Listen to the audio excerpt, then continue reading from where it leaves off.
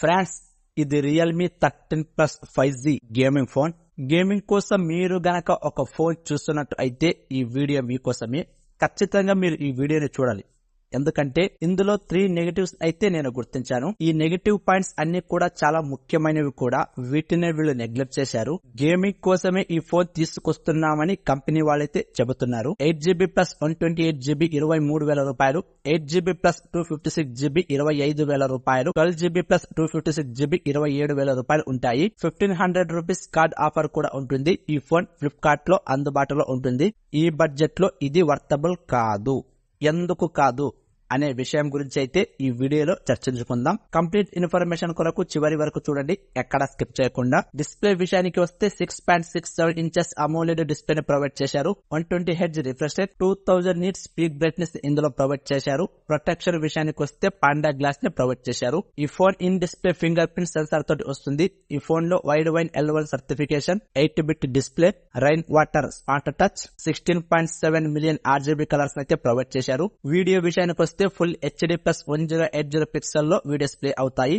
OTT content ని కూడా HDR లోనే చూడగలరు. HDR10, HDR10+ లో అయితే మీరు చూడలేరు. ఇక ఆడియో విషయానికి వస్తే డ్యూయో స్టెరియో స్పీకర్ ప్రొవైడ్ చేశారు. ఎటువంటి హై రేస్ సర్టిఫైడ్ కూడా ఇది ఆఫర్ చేయటం లేదు. ఈ బడ్జెట్ లో iQOO G9s Pro లో 10-bit డిస్ప్లే ని ప్రొవైడ్ చేస్తే ఇందులో 8-bit డిస్ప్లే ని ప్రొవైడ్ చేశారు. ఇది నేను గుర్తించిన ఫస్ట్ నెగటివ్. డిజైన్ విషయానికి వస్తే పాలికార్బోనేట్ కి సంబంధించిన ప్లాస్టిక్ బాడీని ప్రొవైడ్ చేశారు. ఇందులో 3 కలర్స్ అయితే ఉంటాయి. ఈ ఫోన్ హైబ్రిడ్ సిమ్ స్లాట్ తోటి వస్తుంది. 2 సిమ్ కార్డ్స్ యూజ్ చేసుకోవచ్చు, లేదా 1 SIM card and 1 SD card అయితే యూజ్ చేసుకోవచ్చు. అప్ టు 2 TB వరకు ఎక్స్పాండ్ చేసుకోవచ్చు. ఇందులో 3.5mm ఎడ్జాక్ట్ ని కూడా తీసుకొచ్చారు. ఓవరాల్ గా ఈ ఫోన్ వచ్చేసి 7.6mm thickness and 185 gram wait అయితే ఉంటుంది. చాలా లైట్ వెయిట్ అని చెప్పుకోవచ్చు కూడా. కెమెరా విషయానికి వస్తే rear 50 megapixel main camera, Sony LYT600 sensor, 2 megapixel portrait camera అయితే ప్రొవైడ్ చేశారు. మీరు కెమెరా మోడల్ చూసుకుంటే ఇందులో 3 కెమెరాస్ కనిపిస్తాయి. అందులో ఒకటి డమ్మీ. ఫ్రంట్ వచ్చేసి 16 మెగాపిక్సెల్ సెల్ఫీ కెమెరా అయితే ప్రొవైడ్ చేశారు.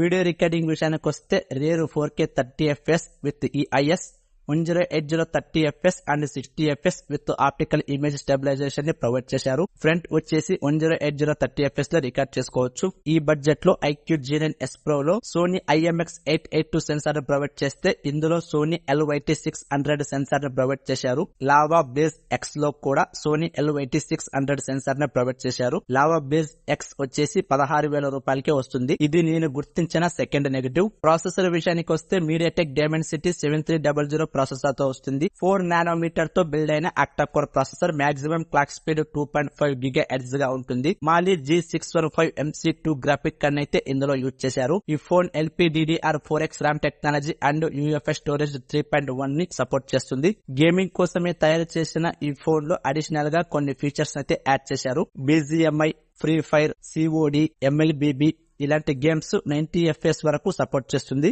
గేమింగ్ ఆడుతున్నప్పుడు మొబైల్ హీట్ అయితే ఆ హీట్ ను తగ్గించడానికి stainless steel vapour cooling system ని కూడా ఇందులో ప్రొవైడ్ చేశారు. మీరు 1 hour గేమ్ ఆడాలనుకుంటే జస్ట్ 5 minutes చార్జ్ చేస్తే చాలు. ఈ phone worldwide lag free gaming certificate offer చేస్తుంది అని కంపెనీ వాళ్ళైతే చెబుతున్నారు. చూడాలి మరి ఎలా ఉంటుందో.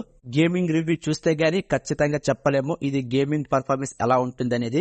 ఈ బడ్జెట్ లో అనదర్ మొబైల్ లో లేని GPU టర్బోన్ అయితే ఇందులో తీసుకొచ్చారు. ఇది ప్లస్ పాయింట్ అని చెప్పవచ్చు. అనదర్ మొబైల్ తో కంపేర్ చేస్తే గేమింగ్ పర్ఫార్మెన్స్ అనేది 10 to 15% బెటర్ గా అయితే ఇందులో ఉంటుంది. బ్యాటరీ కన్జంప్షన్ కూడా తక్కువగా ఉంటుంది. ఈ బడ్జెట్ లో iQOO G9s Pro and OnePlus Nord CE4 ఈ మొబైల్స్ లో స్నాప్డ్రాగన్ 7 Gen 3 ప్రాసెసర్ ని ప్రొవైడ్ చేస్తే ఇందులో MediaTek Dimensity 7300 ప్రాసెసర్ ని ప్రొవైడ్ చేశారు. ఈ ప్రాసెసర్ ని CMF Phone 1 లో కూడా తీసుకొచ్చారు. CMF Phone 1 18,000కే వస్తుంది. ఇది నేను గుర్తించిన థర్డ్ నెగటివ్. ఇక గేమింగ్ ఎక్స్పీరియన్స్ వచ్చేసరికి ఇది మిడ్ రేంజ్ గేమింగ్ కన్నా ఎక్కువ, హై రేంజ్ గేమింగ్ కన్నా తక్కువగా ఉంటుంది. ఈ మధ్యలో అయితే ఉంటుంది. బ్యాటరీ విషయానికి వస్తే 5000 mAh battery, 80 watts fast charger ని ప్రొవైడ్ చేశారు. 0 to 50% చార్జ్ అవ్వడానికి 19 minutes టైం అయితే తీసుకుంటుంది. అడిషనల్ గా OTG, NFC, Bluetooth 5.4, Wi-Fi 6, IP65 water resistant ని కూడా ఇందులో తీసుకొచ్చారు. Conclusion, 8GB plus 128GB variant 23,000 రూపాయలు ఉంటే కార్డ్ ఆఫర్ తో కలిపి 1,500 రూపాయలు డిస్కౌంట్ పోగా 21,500 రూపాయలకే పొందవచ్చు. అయినప్పటికీ కూడా ఈ బడ్జెట్ లో ఇదైతే 100% వర్తించదు. అండర్ 20,000 లో వస్తే ఈ ఫోన్ ని తీసుకోండి. అంతకు మించి అయితే నేను రికమెండ్ చేయను. ఎందుకంటే eight bit display, Sony LYT600 sensor, MediaTek Dimensity 7300 processor, ఇవన్నీ కూడా అండర్ 20,000 లోనే మనం చూసేశాం. ఇక గేమింగ్ పరంగా చూసుకుంటే మాలి G615 MC2 గ్రాఫిక్ కార్డ్, ఇది మిడ్ రేంజ్ గేమింగ్ ప్రాసెసరే. ఇందులో GPU టర్బ్ ని ప్రొవైడ్ చేశారు కనుక మిడ్ రేంజ్ కన్నా ఎక్కువ, హై రేంజ్ గేమింగ్ కన్నా కొంచెం తక్కువగా అయితే ఉంటుంది. అంతే. ఇది ఫ్రెండ్స్ ఇవాల్టి వీడియో. ఈ ఫోన్ గురించి మీరేమనుకుంటున్నారో కామెంట్ లో తెలియజేయండి. చూసి వెళ్లిపోకుండా మీ ఫ్రెండ్స్ అండ్ ఫ్యామిలీ మెంబర్స్ కు షేర్ చేయండి. నచ్చితే లైక్ చేయండి. తెలుసు కదా, వెళ్లిపోయే ముందు సబ్స్క్రైబ్ చేయడం మర్చిపోకండి. Thank you.